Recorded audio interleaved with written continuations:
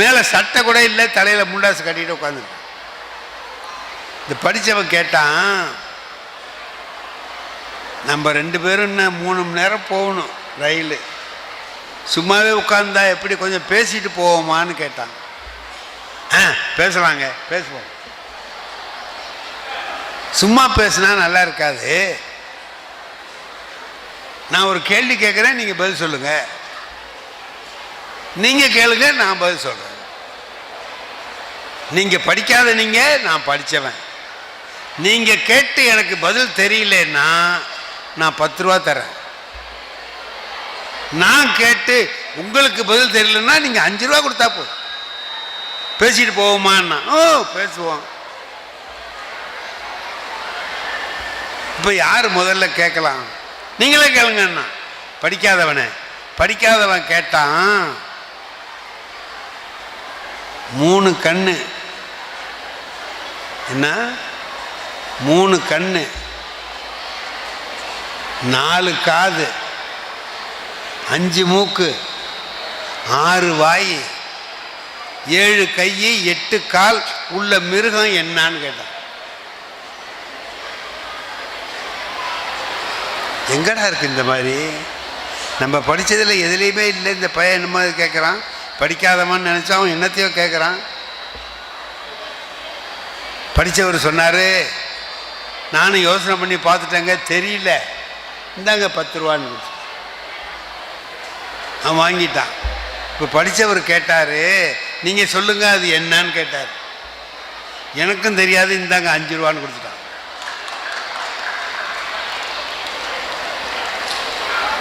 படித்தவன் பார்த்தான், இவனோட பேசிட்டு போனால் ஊருக்கு போகிறதுக்குள்ளே நம்ம சொத்தையே ஒழிச்சிருவான் போல இருக்குடா.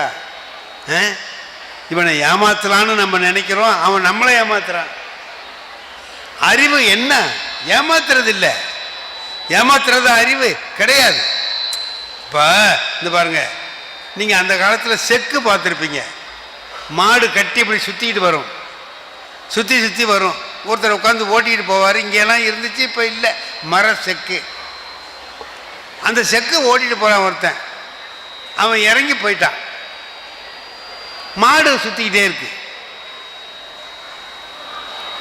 பட்டணத்துலேருந்து ஒருத்தன், சிட்டியிலேருந்து ஒருத்தன் போனான்.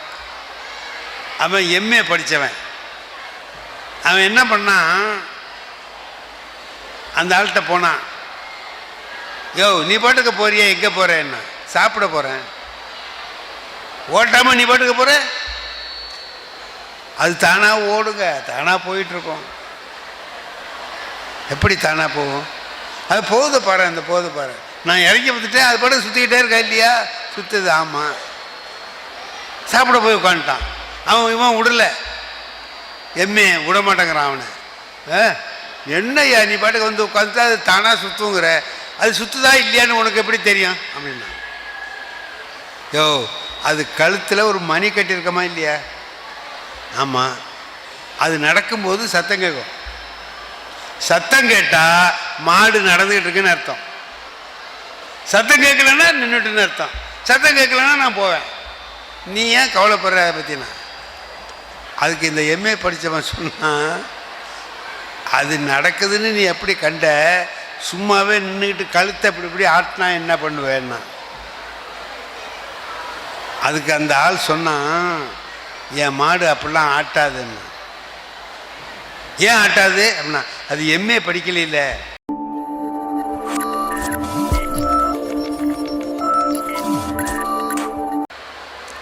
கல்வியை வளர்ப்பதிலே முகமது நபி அவர்கள் ரொம்ப அக்கறை கொண்டிருந்தார்.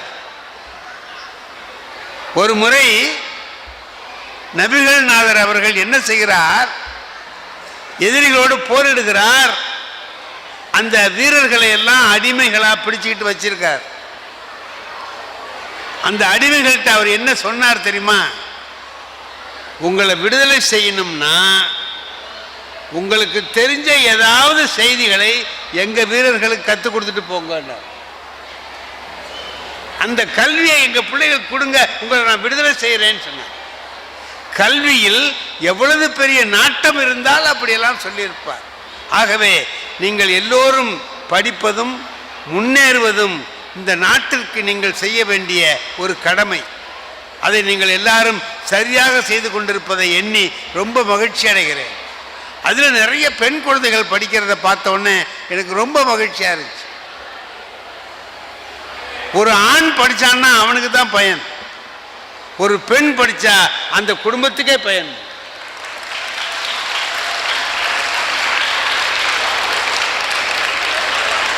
அவங்க படித்தவங்களா இருந்தா பிள்ளைகளை எல்லாருக்கும் சொல்லிக் கொடுப்பாங்க.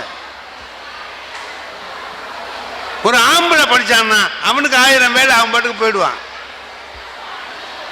பெண் படிச்சிருந்தா அந்த பிள்ளைக்கு சொல்லி கொடுத்து அந்த பிள்ளை நல்லா வர்றதை பார்த்து மகிழ்ச்சி அடைவாங்க. ஈன்ற பொழுதில் பெரிது உவக்கும் தன் மகனை சான்றோன் என கேட்ட தாய் அப்படிங்கிறார் திருவள்ளுவர். நன்றாக படிக்கணும், நல்லா படிக்கணும். படிக்கிறது எதுக்குங்க? படிக்கிறது எதுக்கு? சிந்திக்கிறதுக்கு, உங்களுடைய அறிவை வளர்ப்பதற்காக தான் படிக்கிறதுக்கு வந்திருக்கீங்க. படிப்பதன் மூலமா உங்க அறிவு வளரும். எப்படி வளரும்? படிக்கிற போதே அந்த சிந்தனையோடு கேள்வி கேட்கிற பக்குவம் வரும். சாக்ரட்டிஸ் கேள்வி கேட்டு கேட்டு எல்லாரையும் அறிவாளி ஆக்கினார். நான் வகுப்புல பாடம் நடத்திட்டு இருக்கேன். அப்படி நடத்திட்டு இருக்கிற போது ஒரு கதை வருது. அதுல ஒருத்தன் என்ன பண்றான், பூமியை அப்படியே பாயா சுற்றி கொண்டு போய் கடலுக்குள்ள வச்சுடுறான். அப்புறம் போய் காப்பாத்திட்டு வர்றாருங்கிறது கதை. நான் அதை சொன்னேன், பூமியை பாயா சுருட்டி கொண்டுட்டு போய் கடலுக்குள்ள வச்சுட்டாருன்னு சொன்னேன். ஒரு பையன் கேட்டான், பூமியை பூரா தான் சுருட்டி விட்டாருன்னு சொல்றீங்களே, எங்க நின்றுக்கிட்டு சுருட்டினாருன்னு கேட்டான். பூமியை பூரா சுருட்டி விட்டாரு, அப்புறம் எங்க நின்றுக்கிட்டு சுருட்டினாருன்னா எனக்கு பதில் தெரியல. எனக்கு தெரியல, அதுல இல்லை அதுக்கு பதில். நான் என்ன பண்றது? நம்மளால தெரியலேன்னு சொன்னா அவன் என்ன செய்வான் தெரியுமா? இதெல்லாம் தெரியாம ஏன் வாத்தியார் வேலைக்கு வந்தேம்மா. அதனால நான் என்ன பண்ணேன், நேத்தி ஒரு பாட்டு மனப்பாடம் பண்ண சொன்னேன், பண்ணியாடா அவனை மாற்றுறதுக்காக. இல்லை சார், பெஞ்சு மேலே ஏடா ஏடா பெஞ்சு மேலே. அப்போலாம் நாங்கள் அதான் தண்டனை, பெஞ்சு மேலே ஏறுறது தண்டனை. ஏறுறா பெஞ்சு மேலே. என்ன அவன் பெஞ்சு மேலே ஏறினான், ஆனால் ஒன்று சொல்லிக்கிட்டே ஏறணும் பக்கத்தில் உள்ளவங்கிட்ட. நம்ம தலையெழுத்தை பற்றியாடா, நம்மளுக்கு பதில் தெரியலன்னாலும் நம்ம தான் பெஞ்சு மேலே ஏற வேண்டியதாக இருக்குது. வாத்தியாருக்கு பதில் தெரியலன்னாலும் நம்ம தான் பெஞ்சு மேலே ஏற வேண்டியதாக இருக்குன்னா.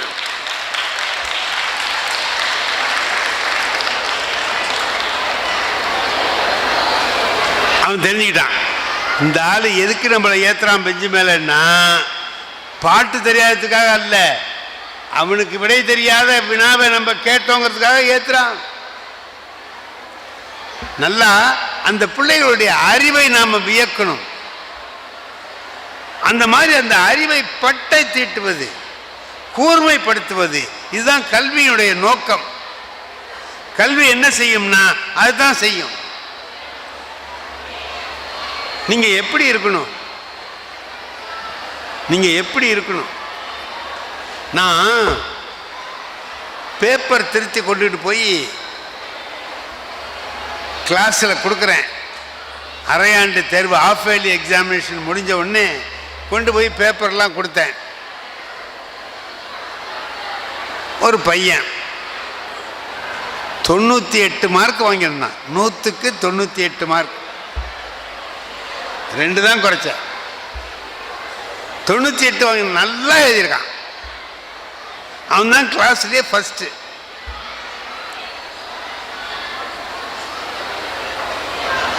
கடைசி மார்க் ஆயிடா வாங்கியிருக்கான்னா ஒருத்தன் வாங்கியிருக்கான் 4 மார்க், 100க்கு 4 மார்க் வாங்கியிருக்கான். எல்லாருக்கும் பேப்பரை கொடுத்து விட்டு இந்த 98 மார்க் வாங்கினவனை பாராட்டலாம்னு நினச்சிக்கிட்டு போகிறேன். போனால் அவன் அழுதுகிட்டு உட்காந்துருக்கான்.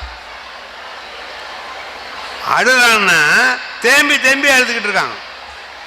கண்ணில் தார தாரையா தண்ணி ஊத்துது. நான் போயிட்டே ஏன்டா அழுகுற, கிளாஸ்லேயே நீ தாண்டா முதல் மாணவன், 98 மார்க் வாங்கியிருக்க, ஏன் அழுகுற அப்படின்னு. எங்க அப்பா வரும்போதே இன்னைக்கு காலையில் சொல்லி அனுப்புனார் சார், எல்லாத்துலேயும் 100க்கு 100 வாங்கினா வீட்டுக்கு வா, 1 மார்க் குறைஞ்சது கொலை நடக்கும் அப்படின்னு சொன்னார். முதல் பீரியடில் கணக்கு பேப்பர் வந்தது சார், 100க்கு 100 வாங்கிட்டேன். அடுத்த பீரியடில் இங்கிலீஷ் பேப்பர் வந்தது சார், 100க்கு 100 வாங்கிட்டேன். இதில் 2 குறைஞ்சி போச்சு. எங்கள் அப்பா அடித்தே சாவடிச்சிருவாரேன்னு நினச்சி எனக்கு வருத்தமாக இருக்குன்னு. உங்கள் அப்பாவை எனக்கு தெரியும், நான் வந்து சொல்கிறேன், நீ ஒன்றும் கவலைப்படாத, நீ தாண்டா முதல் மார்க்கு, நல்லா எழுதியிருக்கடா. நான் உங்கள் அப்பா, நீங்கள் வந்து சொல்கிறதுக்குள்ளேயே அவர் வேலையை முடிச்சிருவார் சார்னு. ஏய் சாமிடா நான் வர்றேன் அப்படின்னு அவனை ஆறுதலாக சொல்லிவிட்டு, இந்த யாரா கடைசி மார்க்குன்னு பார்க்கலான்ட்டு வந்தா 4 மார்க் வாங்கினவன் இருக்கான் பாருங்க, அவன் என்ன பண்ணுறான், அந்த 4 மார்க் வாங்கின பேப்பரை இங்கே உள்ளவன்கிட்ட காட்டுறான், இங்கே உள்ளவன்கிட்ட காட்டுறான், பின்னால் உள்ளவன்கிட்ட காட்டுறான், முந்தி ஒருத்தன் இங்கே காட்டு இங்கே காட்டுங்கிறான், அவன்கிட்ட காட்டுறான்.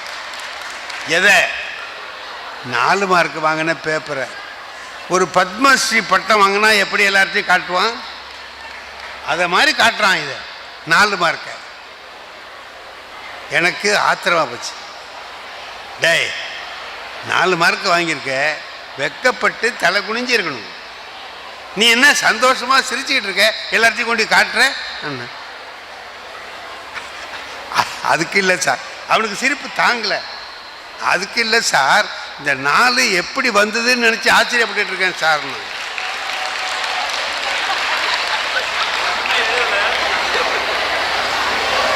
எப்படி 4 வந்திருக்கு, எப்படியா வந்ததுன்னு நினச்சி பார்க்குறேன்.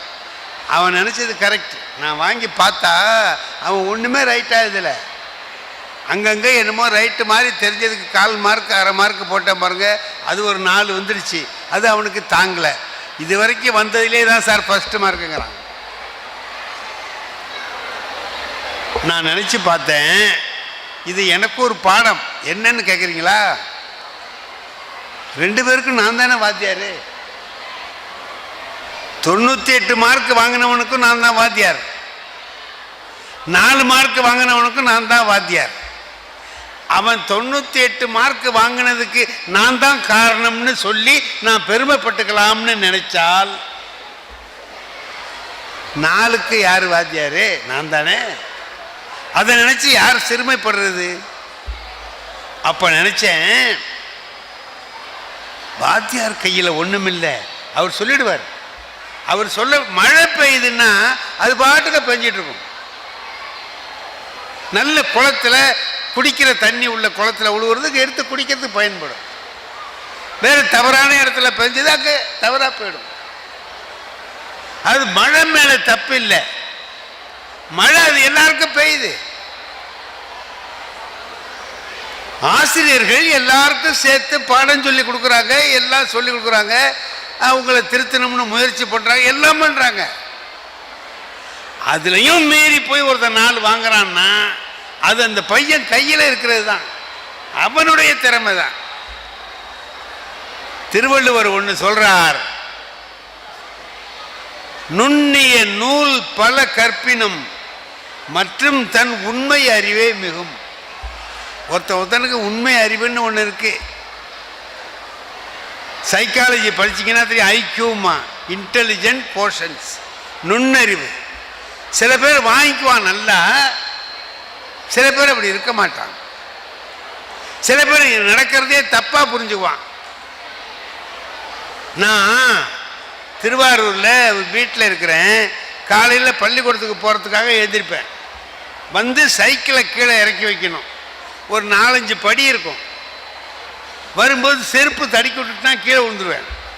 அதுக்காக என்ன செய்வேன், சைக்கிளை தூக்கிக்கிட்டு வெறும் காலோட இறங்கி கொண்டாந்து கீழே இறக்கி வச்சுட்டு மறுபடியும் போய் செருப்பை போட்டுட்டு வருவேன். இதை பார்த்துட்டு என் மனைவி என்ன பண்ணுவாங்கன்னு கேட்டிங்கன்னா, பரவாயில்ல, மறுபடியும் மேலே ஏறி வந்து எடுக்கிறாரே அப்படின்னுட்டு அவங்க செருப்பை கொண்டு வந்து காலடியில் போடுவாங்க.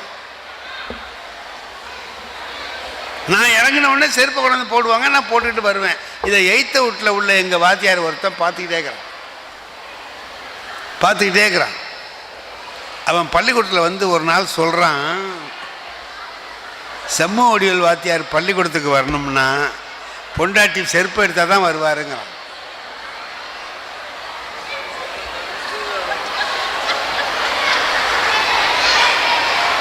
இதுக்கு என்னங்க அர்த்தம்? நான் கேட்குறேன், இதுக்கு அர்த்தம் என்ன?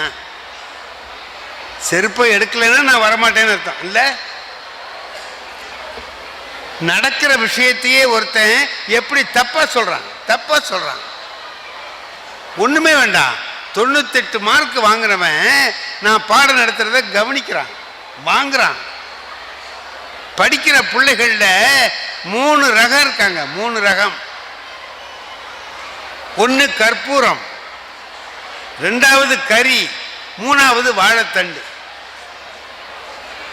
கற்பூரம் இருக்க நெருப்பு கிட்ட கொண்டு காமிச்சா டப்புக்குன்னு பிடிச்சிடும். சொல்லி கொடுத்தா ஒன்று கற்றுக்குவான். ஒரு சில பையன் அப்படி இருப்பான், முதல் தரம். 2வது கறி. நம்ம இந்த நெருப்பு உண்டாக்கி சாம்பிராணி போடுறதுக்கு என்ன பண்ணுவோம்? நெருப்புக்கு கறியெல்லாம் அடுக்கி வச்சு மேலே ஒரு நெருப்பை வச்சு ஊதுவோம். அப்படியே விசிறுனா பிடிக்கும். இவனுக்கு 4 தடவை சொல்லி கொடுத்தா தெரிஞ்சுக்குவான். கடைசி இருக்கான் பாருங்க, அவன் ஆபத்தானவன். அவன் வாழைத்தண்டு, அது நெருப்பையே அணைச்சிவிடும். வாத்தியாருக்கு கொஞ்சம் நெஞ்சம் தெரிஞ்சிருக்கிறதையும் மறக்கடிச்சிடுவான். இந்த 3வது ஆள் அகர முதல எழுத்தெல்லாம்னு திருக்குறள் இருக்கு. அதை நான் சொல்லி கொடுத்து அடி மாறாமல் எழுதுகன்னா பரீட்சையில் எழுதிட்டு வர்றவன் எழுத்தெல்லாம் முதல அகரன்னு எழுதுறான். தப்புன்னு அடிச்சிட்டேன். அடுத்த பேப்பர் எடுக்கிறேன், எழுத்தெல்லாம் முதலாகறன்னு இருக்கான். இவனும் தப்பா இருக்கான். அடி ஒரு 15 பேப்பர் திருத்துறேன், ஒரே மாதிரி இருக்கான். இப்போ எனக்கு சந்தேகம், நம்ம நினச்சிக்கிட்டு இருக்கிறது தான் தப்போ? ஏன்னா 15 பையன் இருக்கான். திருக்குறளில் மறுபடியும் எடுத்து பார்க்குறேன், இவன் வாழைத்தண்டு. எப்படா 15 பேரும் ஒரே மாதிரி தப்பாக இருக்கான்னு பார்த்தா ஒருத்தன் என்னதை பார்த்து எல்லா பேரும் இருக்கான்.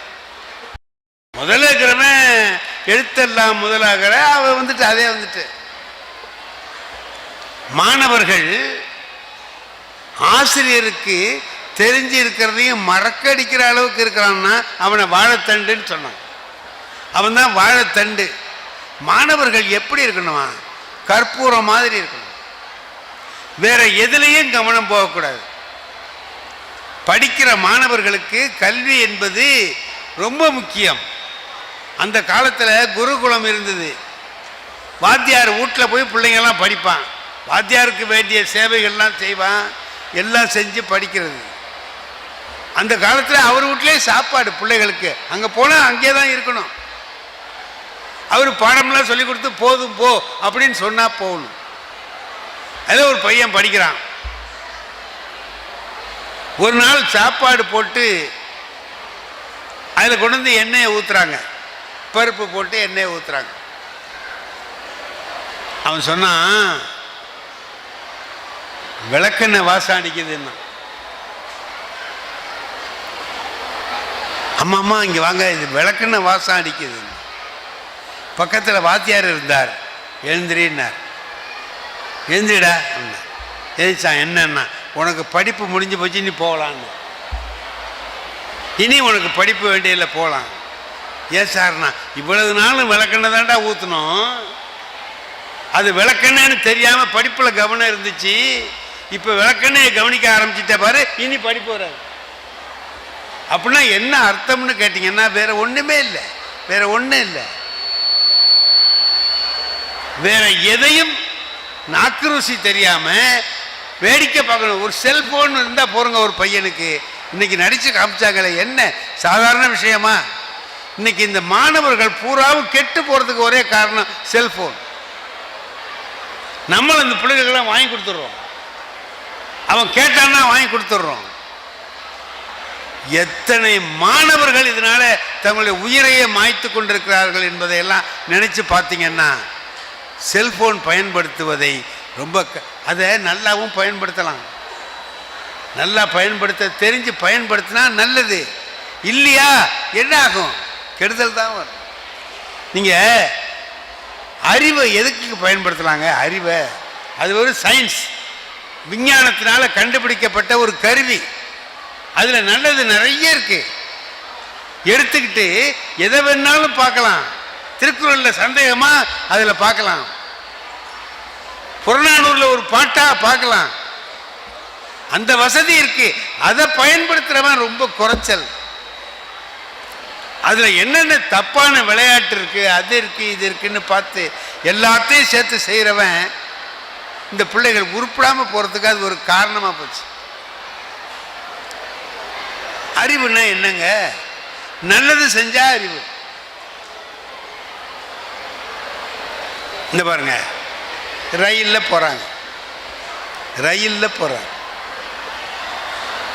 இந்த ஜன்னல் ஓரமாக ஒருத்தர் உட்காந்துருக்கார், இந்த ஜன்னல் ஓரமாக ஒருத்தர் உட்காந்துருக்கார். ரயிலில் கூட்டம் இல்லை, 2 பேரும் பேசிட்டு போகிறாங்க. இங்கே உட்காந்துருக்கிறவர் நல்லா படித்தவர், பேண்ட்டு கோட்டு அது இதெல்லாம் போட்டிருக்கார். இவன் கிராமத்தான் படிக்காதவன், மேலே சட்டை கூட இல்லை, தலையில் முண்டாசு கட்டிட்டு உட்காந்துருக்கான். இந்த படித்தவன் கேட்டான், நம்ம 2 பேரும் இன்னும் 3 மணி நேரம் போகணும் ரயில், சும்மாவே உட்காந்தா எப்படி, கொஞ்சம் பேசிட்டு போவோமான்னு கேட்டான். பேசலாங்க, பேசுவோம். சும்மா பேசினா நல்லா இருக்காது. நான் ஒரு கேள்வி கேட்குறேன், நீங்கள் பதில் சொல்லுங்க. நீங்கள் கேளுங்க, நான் பதில் சொல்கிறேன். நீங்கள் படிக்காத, நீங்கள், நான் படித்தவன். நீங்கள் கேட்டு எனக்கு பதில் தெரியலன்னா நான் 10 ரூபா தரேன். நான் கேட்டு உங்களுக்கு பதில் தெரியலன்னா நீங்கள் 5 ரூபா கொடுத்தா போதும். பேசிட்டு போவோமான்னா பேசுவோம். இப்போ யார் முதல்ல கேட்கலாம்? நீங்களே கேளுங்கண்ணா. படிக்காதவன் கேட்டான். 3 கண்ணு, என்ன 3 கண்ணு, 4 காது, 5 மூக்கு, 6 வாய், 7 கை, 8 கால் உள்ள மிருகம் என்னான்னு கேட்டான். எங்கடா இருக்கு இந்த மாதிரி? நம்ம படித்ததில் எதுலேயுமே இல்லை. இந்த பையன் என்னமோ கேட்குறான், படிக்காதவன்னு நினச்சா அவன் என்னத்தையோ கேட்குறான்.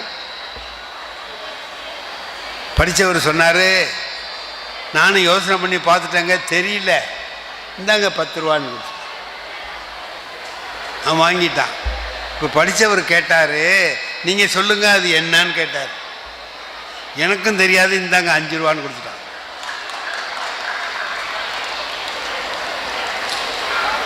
படித்தவன் பார்த்தான், இவனோட பேசிட்டு போனால் ஊருக்கு போகிறதுக்குள்ளே நம்ம சொத்தையே ஒழிச்சிருவான் போல இருக்குடா. இவனை ஏமாத்தலான்னு நம்ம நினைக்கிறோம், அவன் நம்மளை ஏமாத்துறான். அறிவு என்ன? ஏமாத்துறது இல்லை.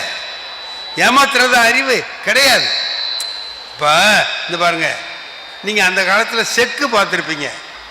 மாடு கட்டி இப்படி சுற்றிக்கிட்டு வரும், சுற்றி வரும். ஒருத்தர் உட்காந்து ஓட்டிக்கிட்டு போவார். இங்கெல்லாம் இருந்துச்சு, இப்போ இல்லை. மர செக்கு.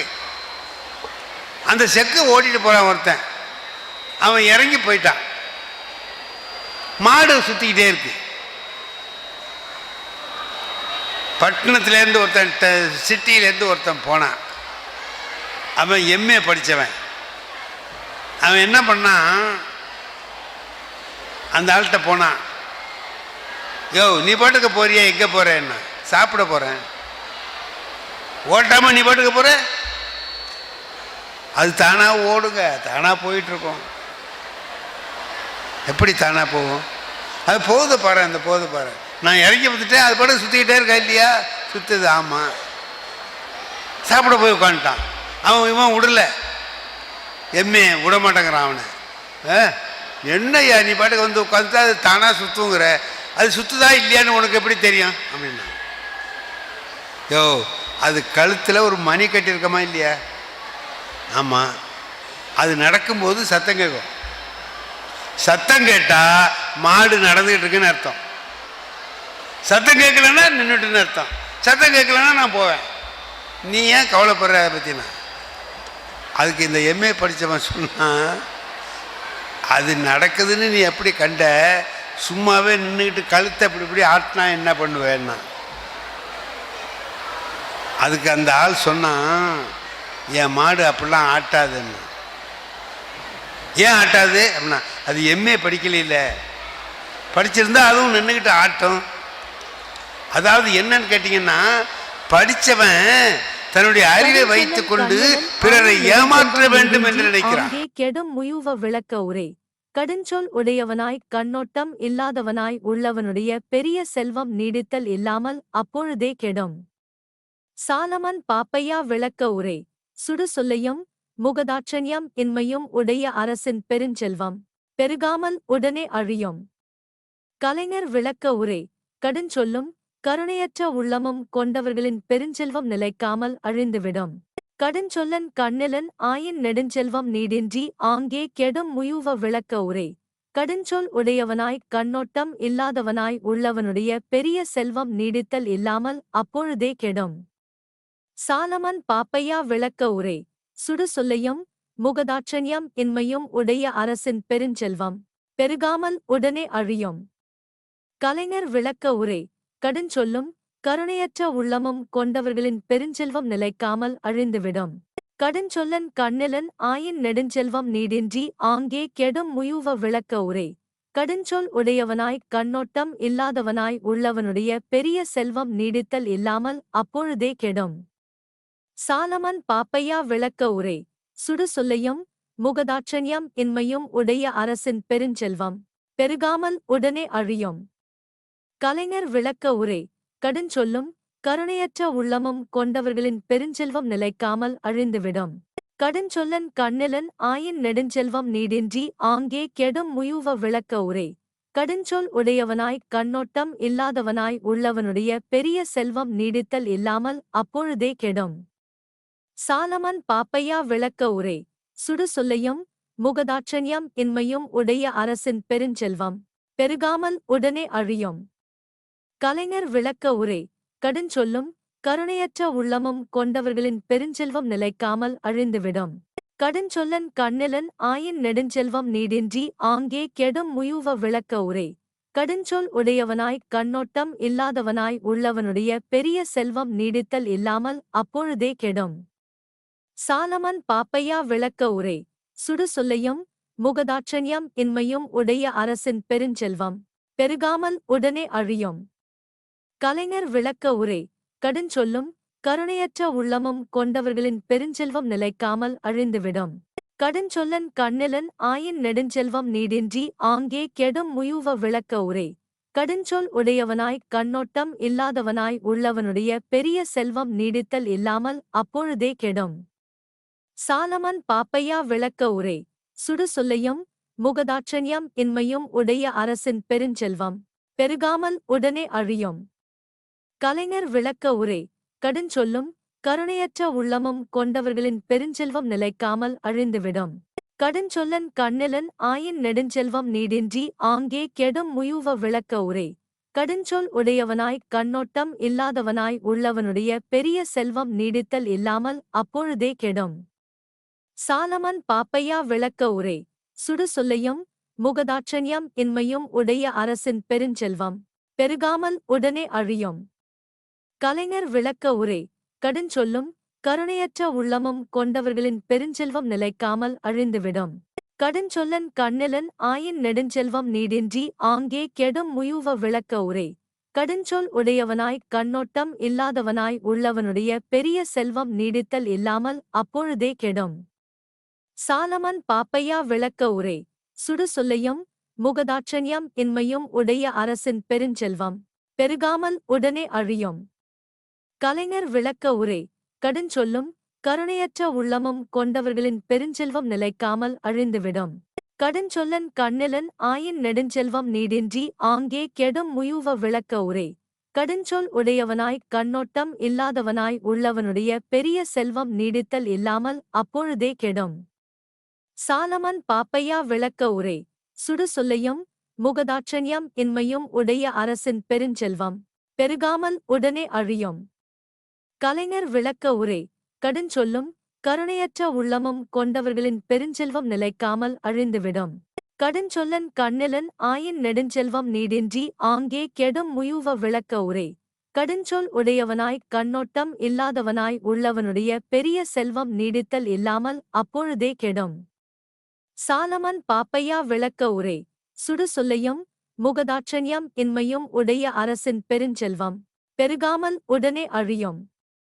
கலைஞர் விளக்க உரை. கடுஞ்சொல்லும் கருணையற்ற உள்ளமும் கொண்டவர்களின் பெருஞ்செல்வம் நிலைக்காமல் அழிந்துவிடும்.